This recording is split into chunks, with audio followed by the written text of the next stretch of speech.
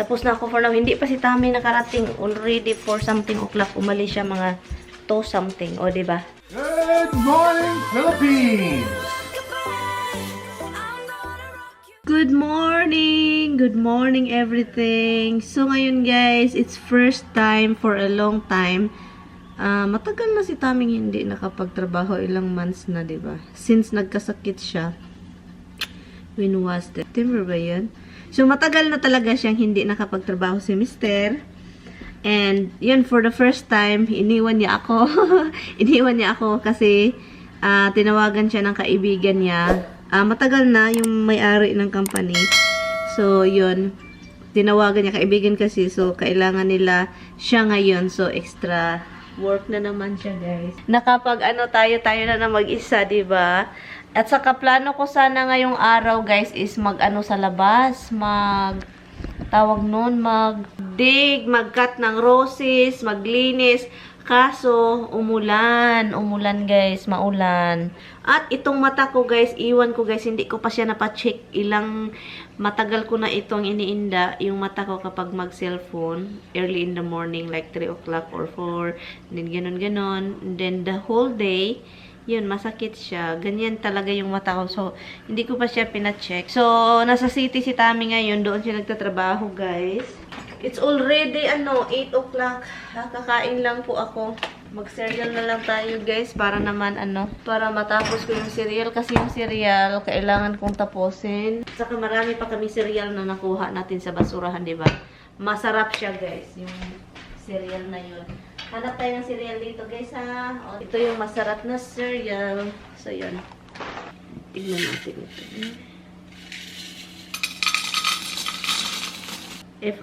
Kung mag-cereal ako, guys, alam niyo kung sino yung masasad. Ang pusa. Ina-expect niya na mag-bread. Pero ayaw kong mag-bread. Masama pakiramdam ko, guys, kasi mayroon po tayo ngayong araw. Sabi ko, pagbangon ko, patay, takbo! Meron tayo. Kapag meron ako first day, ito yung iniinom ko kapag first day ng masakit. So, yun, kapag may mapipil akong sakit, ito lang talaga yun, alin. Good morning, guys! Oh my God, guys, kahapon, hindi po ako nakapag ng vlog. Hindi ko natuloy yung vlog ko kahapon. Iniwan tayo ni Tami kahapon, diba? Hindi ko natuloy dahil ang sakit ng mata ko, sakit ng ulo ko, sakit ng puson ko kasi first day ko kahapon. And then hindi ko talaga sobrang sakit. So ngayon nagpahiga-higa lang ako, guys, and hindi ko nga natapos yung ini-edit ko. As in wala. But anyway, andito na si Tami. This 4 o'clock this morning. Yun pa siya nakauwi kasi nag-stop over siya sa New Rochelle sa isang bahay. Galing siya trabaho. And nag-stop siya doon. Akala ko matutulog. And then ang lakas din. Nag-thunderstorm din kagabi. Sobrang natakot din ako. So, yun. Doon kami natulog ni Roxy sa closet ni Tami. Kasi sobrang takot ko. Ang lakas ng hangin, lakas ng ulan, lakas ng dalugdog, kulog ng at saka kidlats. Grabe. Sabi ko, doon tayo tago tayo para hindi natin marinig masyado. At ayaw ko makita yung, yung kidlat. Nakakatakot yung kidlat. Akala ko ako na yung matamaan. Akala ko si Tami pahinga kasi thunderstorm, di ba? Drive, delikado. So, yun. And akala ko matutulog. Hindi pala natutulog, guys. Buong gabi siya doon.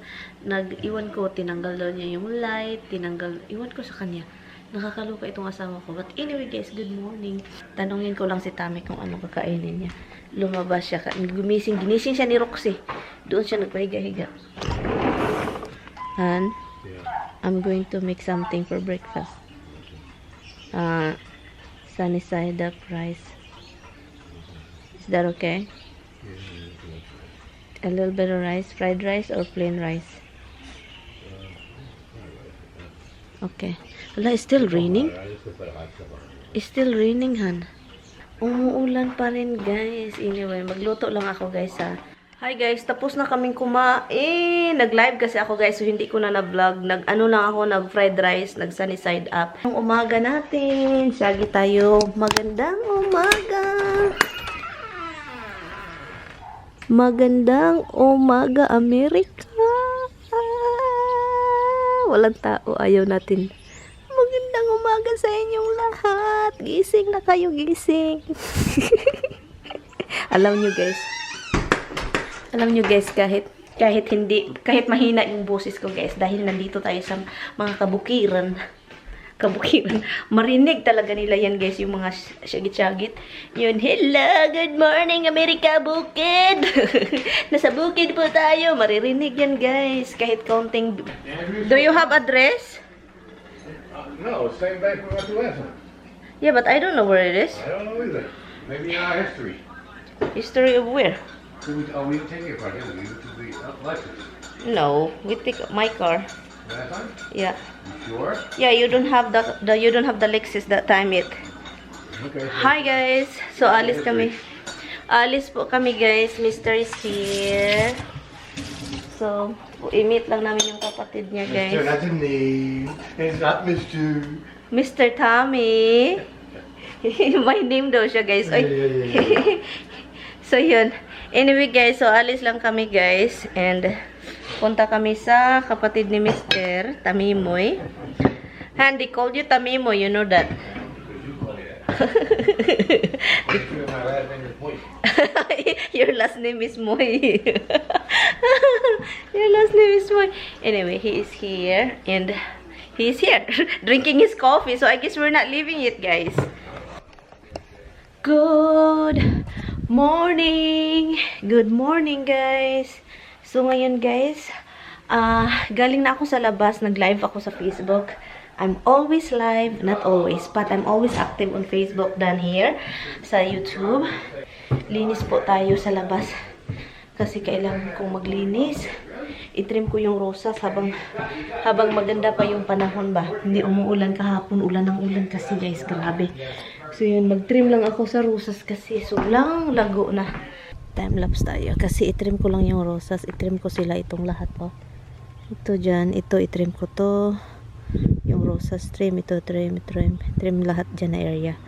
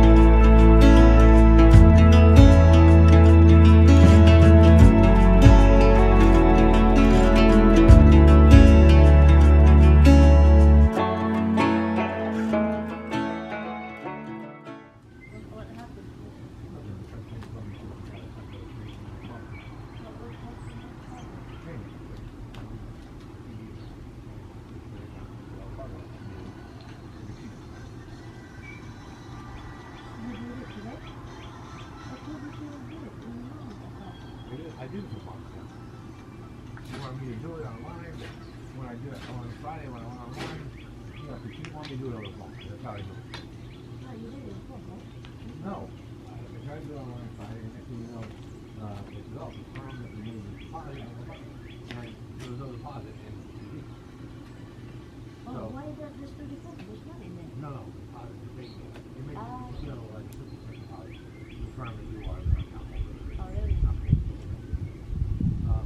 know, they deposit, $5 withdrawal, so they take it back.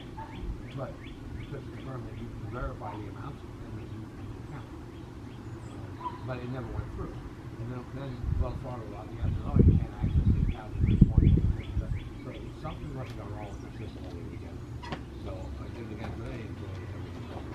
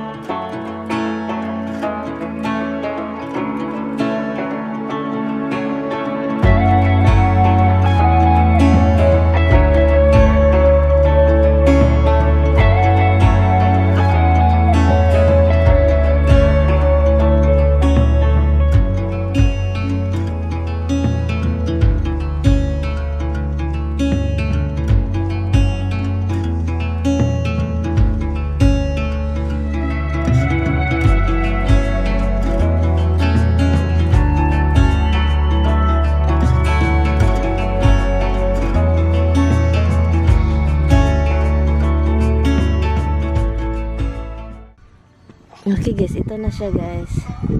Konti. Lumiit na siya. Look.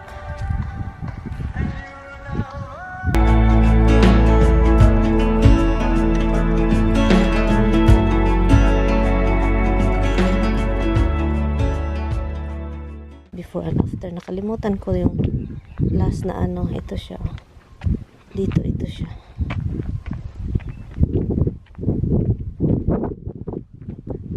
Before and after. Yan. Pakita ko sa inyo mamaya. Sad yung dalawa guys. O kasi hindi makalabas. So yan. Andun din si Tami.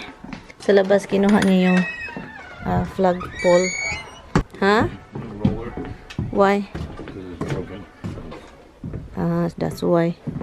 Okay guys, time lapse tayo doon guys ha. At least tapos na ako sa isang rosas.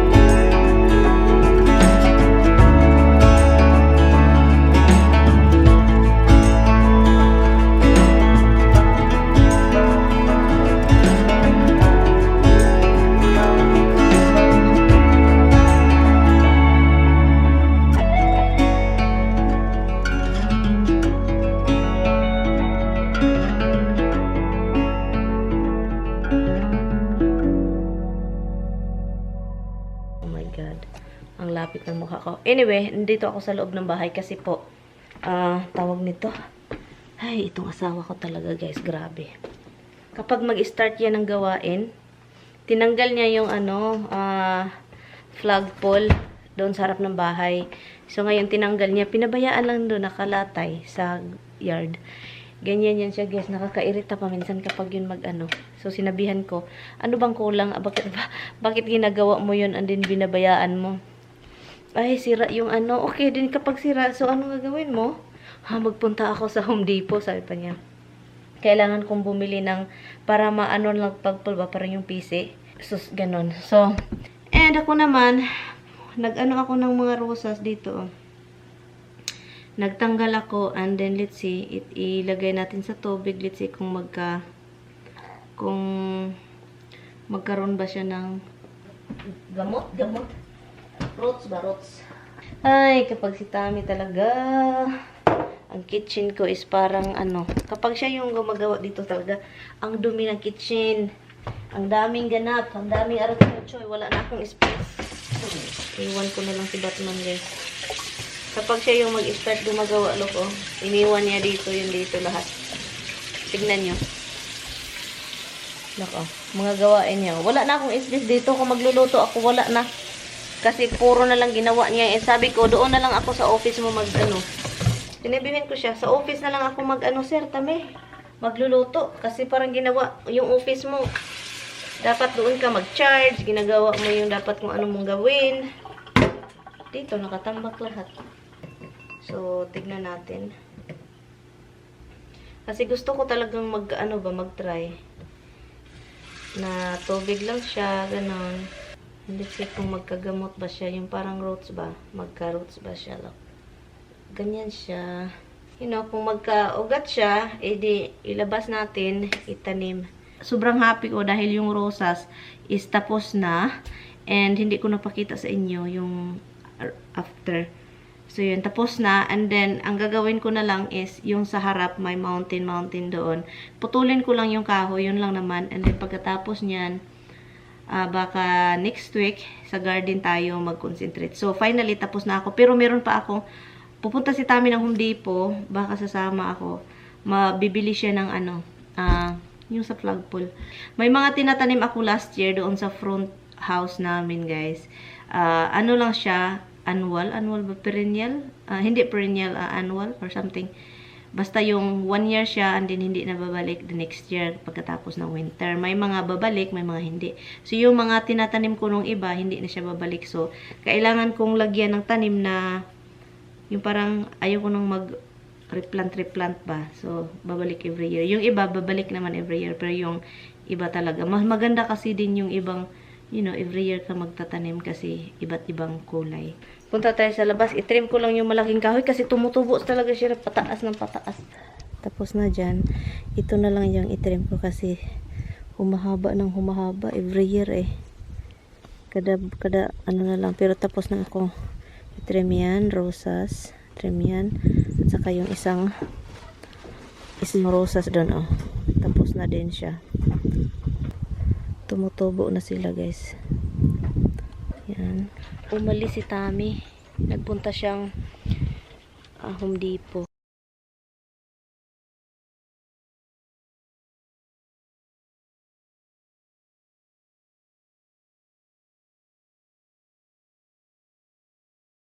Snake dyan ba?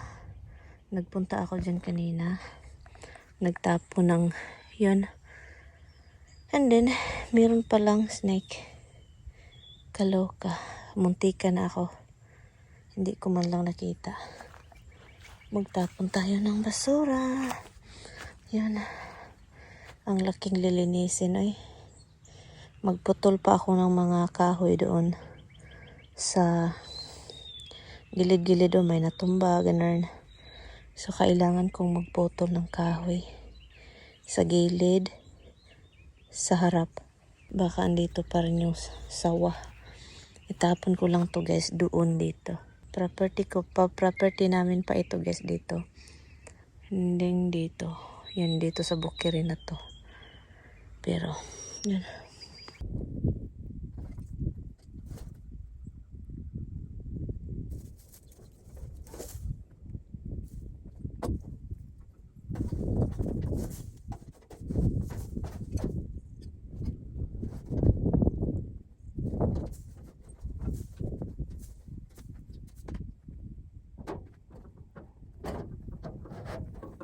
Tapos na ako for now. Hindi pa si Tami nakarating. Already 4 something o'clock. Umalis siya mga 2 something. O, diba?